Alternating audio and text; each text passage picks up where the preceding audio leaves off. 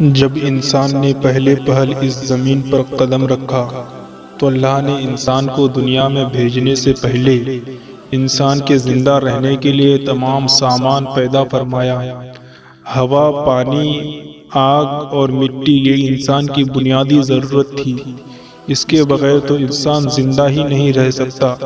انسان کے جسم میں قوت پیدا کرنے کے لیے کھانا بھی ضروری تھا۔ اس لیے اللہ نے پھل پھول، میوے، پودے، ہرے بھرے درخت پیدا کیے۔ اس کے علاوہ وہ سر اٹھائے بلند و بالا پہاڑ، رواں دوا گنگناتے ہوئے چشمے، بل کھاتے دریا، بے کراں سمندر، چاند، سورج، ستارے، غرض کے وہ ہر چیز جو انسان کے زندہ رہنے کے لیے ضروری تھی پیدا کی۔ ان سب چیزوں کے علاوہ انسان کے آرام اور سہولت کے لیے اور چیزوں کی بھی ضرورت تھی، وہ بھی پیدا فرمائیں۔ زمین آسمان کے اندر بے شمار چھپے ہوئے خزانے اور وسائل ہیں، مثلاً لوہا، چاندی، ابرق، تیل، کوئلہ اور گیس ہیں۔ یہ تمام چیزیں انسان کی ضرورت کی ہیں، ان سے انسان فائدہ حاصل کرتا ہے۔ ان تمام چیزوں کو زمین کے اندر سے نکالنے اور دریافت کرنے کے لیے ایک ایسی ذی عقل اور علم رکھنے والی ہستی کی ضرورت تھی جو ان تمام چھپی ہوئی اور اوجھل چیزوں کو ڈھونڈ کر نکالے اور اپنے ہی لیے کارآمد بنائے۔ یہی ہستی جسے انسان کہا جاتا ہے۔ انسان کو اللہ نے عقل اور سوچنے سمجھنے کی صلاحیت عطا کی، پھر دنیا میں بھیجا۔ سب سے پہلے انسان حضرت آدم علیہ السلام تھے۔ انسان کی نسل حضرت آدم علیہ السلام سے چلی اور تمام انسان حضرت آدم علیہ السلام کی اولاد ہیں۔ اللہ تعالیٰ نے حضرت آدم علیہ السلام کو پیدا کرنے کے لیے ارادہ ظاہر فرمایا اور فرشتوں سے کہا، میں زمین پر اپنا خلیفہ بنانے والا ہوں۔ اس پر فرشتوں نے اعتراض کیا اور کہا، کیا آپ زمین پر انسان کو پیدا کرنے والے ہیں؟ انسان تو زمین پر فساد برپا کرے گا اور خون بہائے گا۔ ہم تو تیری پاکی بیان کرتے ہیں اور تیرا شکر بجا لاتے ہیں، کیا ہم عبادت کے لیے کافی نہیں ہیں؟ اللہ نے فرمایا، جو میں جانتا ہوں وہ تم نہیں جانتے۔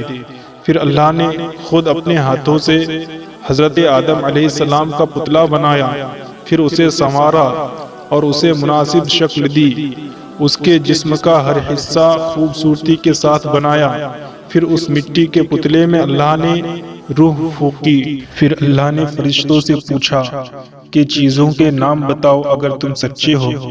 فرشتوں نے جواب دیا، ہم نہیں جانتے، سب سے زیادہ تو آپ جاننے والے ہیں۔ ہم کو تو بس اتنا ہی علم ہے جو آپ نے ہم کو سکھایا ہے، آپ بڑے علم اور برکت والے ہیں۔ اللہ نے حضرت آدم علیہ السلام سے فرمایا، اے آدم ان فرشتوں کو ان چیزوں کے نام بتاؤ۔ اللہ نے حضرت آدم علیہ السلام کو تمام چیزوں کے نام بتا دیے تو حضرت آدم علیہ السلام کے علم میں تمام باتیں آ گئی۔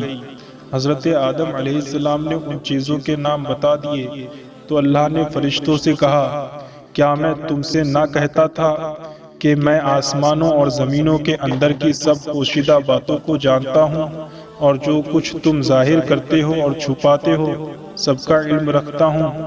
اللہ تعالیٰ نے فرشتوں سے کہا کہ آدم کو سجدہ کرو۔ تمام فرشتوں نے آدم کو سجدہ کیا، لیکن ابلیس نے سجدہ کرنے سے انکار کر دیا، وہ غرور کرنے والوں میں سے تھا۔ اللہ نے پوچھا، تجھے کس چیز نے سجدہ کرنے سے روکا جبکہ میں تجھے حکم دیا تھا؟ ابلیس نے کہا، آپ نے انسان کو مٹی سے بنایا اور مجھے آگ سے پیدا فرمایا۔ ابلیس کے معنی مایوس اور نا امید ہونا، اسی لیے کہا گیا کہ جو شخص اللہ سے نا امید ہوتا ہے وہ ابلیس کے تابع ہوتا ہے۔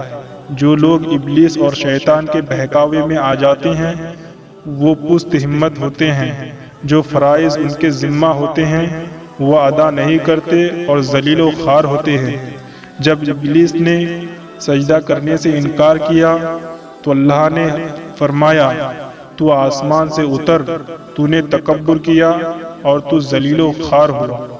ابلیس نے کہا، مجھے قیامت کے دن تک مہلت دیجیے۔ اس پر اللہ نے فرمایا تجھے مہلت دی گئی۔ ابلیس نے کہا میں تیرے بندوں کو گمراہ کروں گا اور ہر طرف سے ان کو گھیرے میں رکھوں گا، وہ تیرا شکر بھی نہیں کریں گے۔ اللہ تعالیٰ نے حضرت آدم علیہ السلام کو حکم دیا کہ اے آدم، تم اور تمہاری بیوی بہشت میں رہو اور جو کچھ کھانا ہے فراغت سے کھاؤ، اور ایک خاص درخت کی طرف اشارہ کرتے ہوئے کہا کہ اس درخت کی طرف نہ جانا ورنہ تم ظالم قرار دیے جاؤ گے۔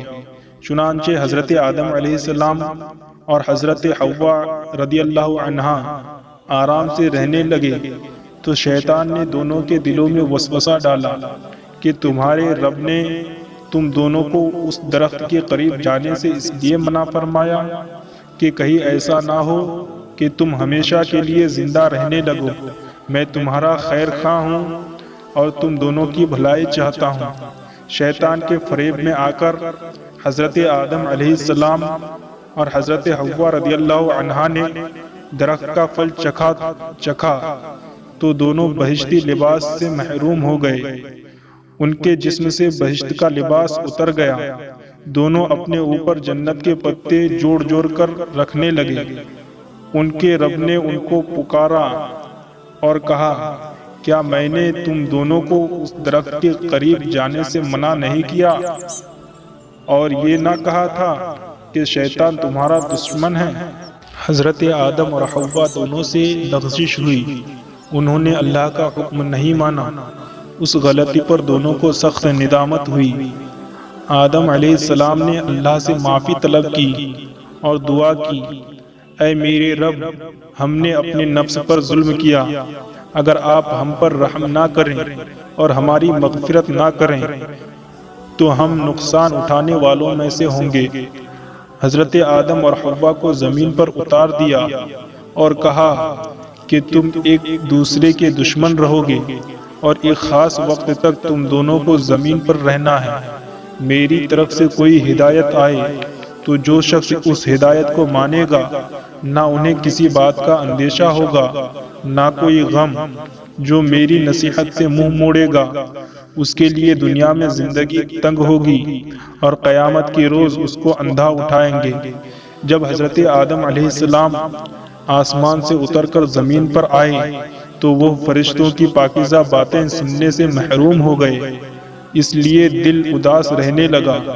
آپ نے اللہ سے دعا کی اور عرض کیا کہ میں تو فرشتوں کی صحبت سے محروم ہو گیا ہوں۔ اس پر اللہ نے فرمایا آپ مکہ معظمہ جائیں، وہاں میرا گھر تعمیر کریں، اس کا طواف کریں اور نماز پڑھیں۔ چنانچہ حضرت آدم علیہ السلام حضرت جبرائیل امین کے ساتھ مکہ معظمہ گئے، وہاں کعبہ کی بنیاد رکھی، نماز پڑھی اور طواف کیا۔ حضرت آدم علیہ السلام کے واقعہ سے ہمیں سبق ملتا ہے کہ جس کام کو اللہ نے کرنے سے منع فرمایا ہے وہ نہ کریں، جو کام کرنے کا حکم دیا ہے وہی کریں۔ یہی عبادت ہے، عبادت نیکی ہے، نیکی عبادت ہے۔ اگر آپ ہمارے چینل پہ نئے ہو تو چینل کو سبسکرائب کر لینا اور بغل میں بیل آئیکن کو بھی دبا دینا تاکہ میں جب بھی اس طریقے کے ویڈیو اپلوڈ کروں تو آپ کو بھی اس ویڈیو کی نوٹیفیکیشن مل جائے۔